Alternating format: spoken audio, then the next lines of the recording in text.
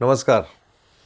आचार सरल चैनल में आप लोगों का स्वागत है। आज का वीडियो प्रधानमंत्री मोदी जी को लेके है और वो भी मेरे बहुत से जो फॉलोअर्स हैं उनकी रिक्वेस्ट पे। वो जानना चाहते हैं कि एस्ट्रोलॉजी में ऐसे कौन से पैरामीटर्स होते हैं जिसमें ये पता लगता है कि ये आदमी जीवन में कहाँ तक पहुँचेगा और संघर्ष करते हुए। आप मेरे पुराने वीडियोस देखिएगा, मैंने अक्सर बताया है कि अब क्या डिसीजन होने वाला है, अब क्या फैसले होने वाले हैं मोदी जी के। फर्स्ट टेन्योर में क्या होगा, सेकंड टेन्योर में क्या होगा, कैसे वो गुजरात से दिल्ली शिफ्ट करेंगे, ये सब पुरानी बातें हो गई। और मैं जब भी अपने रिसर्च को देखता हूँ तो मन में एक संतुष्टि होती है और उसको लेके फिर आगे के भविष्य को लेके आगे के कौन नेता आगे बढ़ेंगे उस पर भी फोकस करता हूँ। कई कुंडलियों पर रिसर्च इस समय चल रहा है कि भारत के अगले प्रधानमंत्री कौन हो सकते हैं 2029 के बाद, या 25, 26, 27 वट जो भी है। तो अभी डिस्कस करते हैं कि एक सामान्य परिवार में, गरीब परिवार में पैदा होने वाला आदमी कैसे जीवन में तरक्की करते हुए और प्रधानमंत्री बना और कैसे ग्रहों ने उनको सपोर्ट किया। आप ध्यान से देखिएगा, गुजरात के 3 बार वो मुख्यमंत्री रहे, भारत के अभी दूसरा उनका टेन्योर चल रहा है प्रधानमंत्री के रूप में। तीसरे टेन्योर की तैयारी भी मैं इस वीडियो के माध्यम से आपको बताने जा रहा हूँ कि तीसरा टेन्योर की भी तैयारी हो रही है कि 2024 के चुनाव कैसे वो जीतेंगे। तो देखिए, कुंडली को देखते हैं तो कुंडली में सबसे बड़ी बात है 1977 में केतु की महादशा शुरू हुई। केतु की महादशा 11वें घर की महादशा थी। 11वां घर जब कनेक्ट होता है तो बहुत अच्छा होता है, गेन का होता है, और बुध वक्री उनके साथ बैठा हुआ है। अनएक्सपेक्टेड गेन की तरफ कुंडली जा रही थी 1977 में। तो आप ये मानिए कि 77 की यदि हम बात करें तो आज से 45 साल पहले यंग खून जिसको बोलते हैं, देश में कुछ करने की अपनी एक इच्छा शक्ति कि आगे बहुत कुछ करूंगा यदि मैं बनूंगा तो 1984 में इनको शुक्र की महादशा मिली। शुक्र हालांकि कुंडली में भोग का कारक है और भोग के कारक के साथ साथ ये शुक्र शनि के साथ बैठा हुआ है। शनि का मतलब होता है जनता और उसको वक्री गुरु देख रहा है। तो इसका मतलब ये हुआ कि यहाँ आगे जाके बहुत कुछ ऐसा होने जा रहा था कि ये पर्सनालिटी जनता के बीच में जा रही थी। 84 से 2004 और 2004 के पहले ये मुख्यमंत्री बन गए। 2004 में इनको सूर्य की महादशा मिली। सूर्य जो है इस कुंडली में 10 मेष की महादशा है और सूर्य इस कुंडली में फिर 11वें घर में बैठा हुआ है और नवांश में यदि हम जाके देखें तो ये सूर्य तीसरे घर में बैठा हुआ है। तो आप ये देखिए कि 2004 से 2010 तक का जो पीरियड था इनकी कुंडली में, गुजरात में जो कुछ भी हुआ मैं उस पर कोई कमेंट्स नहीं करूँगा, लेकिन 3 टर्म वो लगभग मुख्यमंत्री रहे। और इसके बाद 2010 में चंद्रमा की महादशा शुरू हुई। चंद्रमा की महादशा जो थी भाग्येश की महादशा और लग्नेश के साथ ये बैठा हुआ है। और जब हम नवांश कुंडली में जाके चंद्रमा को देखते हैं तो चंद्रमा 11वें घर में बैठा हुआ है और लॉर्डशिप जो है इसके पास वो 9वें घर की है। तो इसका मतलब ये था कि चंद्रमा की महादशा में इनको प्रधानमंत्री बनना था क्योंकि राजयोग भंग नहीं हो रहा था।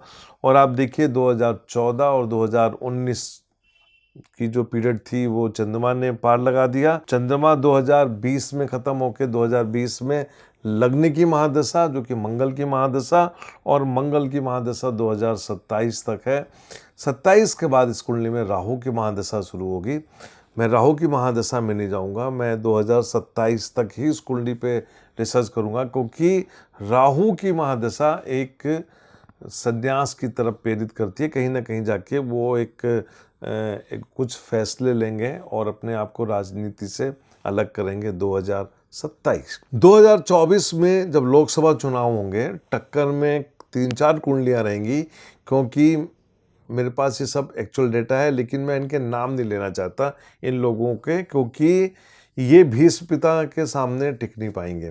ये बिल्कुल आप मान के चलिए। लेकिन मेरा ये कहना है कि 2024 में जो चुनाव का माहौल होगा, ये हम यदि महाभारत के युद्ध को याद करें तो महाभारत के युद्ध से डिफरेंट होगा। वहाँ पे आप देखिए कि अर्जुन ने जो गेम खेला था, जो लड़ाई लड़ी थी, जिस ढंग से उन्होंने भीष्म पितामह को ख़त्म किया था, यहाँ पे भीष्म पितामह को ख़त्म करना इतना आसान नहीं होगा, क्योंकि दोनों में 5000 साल का अंतर है। इसका मतलब ये हुआ कि मोदी के टक्कर में प्रधानमंत्री की दौड़ में किसी का आ पाना इतना आसान नहीं होगा, क्योंकि कहीं ना कहीं जाके मैं अक्सर बोलता हूँ कि एक योग की पावर, एक जो ऑरा होता है उसका उनमें एक समावेश है, जो कि हम आध्यात्मिक में अक्सर चर्चा करते हैं।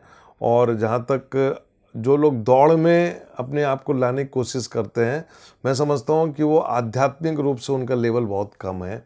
इसलिए मैं 2024 में मोदी के टक्कर में मैं नहीं समझता कि कोई आ पाएगा, क्योंकि उस लेवल का नेता पैदा होना बहुत मुश्किल होता है। जो एक खासियत इंदिरा गांधी में थी, उससे कि 4 गुना जो है वो मोदी में है।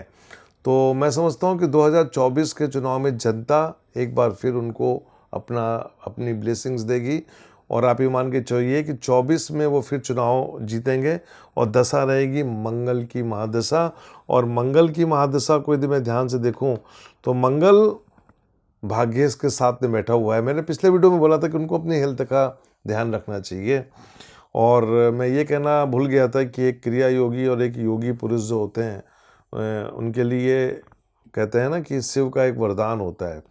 तो मेरी भी ये प्रार्थना है कि वो अपना स्वस्थ रहें। मैं देख पा रहा हूँ कि 2024 में जो चुनाव हो रहे हैं उस समय मंगल की महादशा में शनि का अंतर रहेगा। बारीकी से जाके देखूँ मंगल और शनि को, तो कहीं ना कहीं जाके लगता है कि अड़चनें कुछ आएंगी, लेकिन नैया पार हो जाएगी। सिर्फ स्वास्थ्य का इनको और षड्यंत्र का ध्यान रखना है। और मैं समझता हूँ कि मोदी जी 3rd टेन्योर में प्रधानमंत्री पद की ओथ लेंगे। और आपको एक इस वीडियो के माध्यम से एक इशारा करूँगा कि भारत का जो अगला प्रधानमंत्री होगा वो यूपी से ही होगा। और मोदी जी जब बाद में अपना चार्ज सौंपेंगे या अपना एक विरासत देंगे, तो वो जो होगा वो यूपी से ही जीत के वो चुनाव आएगा। और आप समझ जाइए कि आज की डेट में यूपी से किसी भी पार्टी को चुनाव जीतना इतना आसान नहीं है।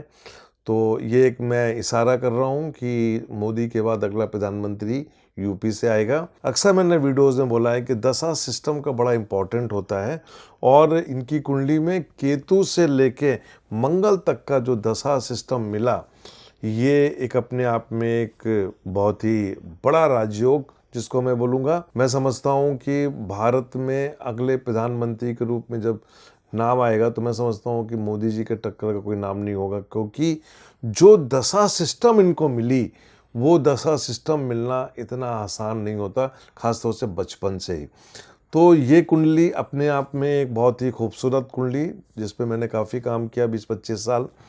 और राहु जब कनेक्ट होगा 2027 में, मतलब 2028 की बिगनिंग में राहु कनेक्ट होगा, राहु का इम्पैक्ट जो आएगा वो जून 2027 से इस कुंडली में आएगा। और गुरु वक्री है 4थे घर में जाके। और यदि मैं इस गुरु को जाके देखूं तो इस गुरु में भी जाके शुक्र का इन्फ्लुएंस है। यहाँ पे जो मैंने स्टार्टिंग में कहा था कि शुक्र जो होता है वो भोग का कारक होता है, लेकिन यहाँ पे जो शुक्र जो है उस उम्र में जाके इनको एक स्पिरिचुअल और कहीं ना कहीं जाके ये ध्यान में अपना समय बिताएंगे। राजनीति से दूर नहीं होंगे, क्योंकि कहीं ना कहीं उनका एक इनकी एडवाइस बीजेपी के अंदर हमेशा चलती रहेगी, उनका एक अनुभव रहेगा कि दशा सिस्टम पे आप देखिए और दशा सिस्टम यदि अच्छी होती है तो ट्रांजिट कितना भी खराब हो नैया पार हो जाती है। मोदी जी की कुंडली में कई ट्रांजिट खराब आए, लेकिन दशा सिस्टम जो लीडर है उस प्लैनेट ने इनको नैया पार करवाई। और मैं समझता हूँ कि ये अपने आप में एक यूनिक कुंडली है। 2024 में हेल्थ इनको अपना अच्छी रखनी है, तो 2024 का चुनाव जो है मोदी जी को हरा पाना बहुत मुश्किल होगा। नमस्कार।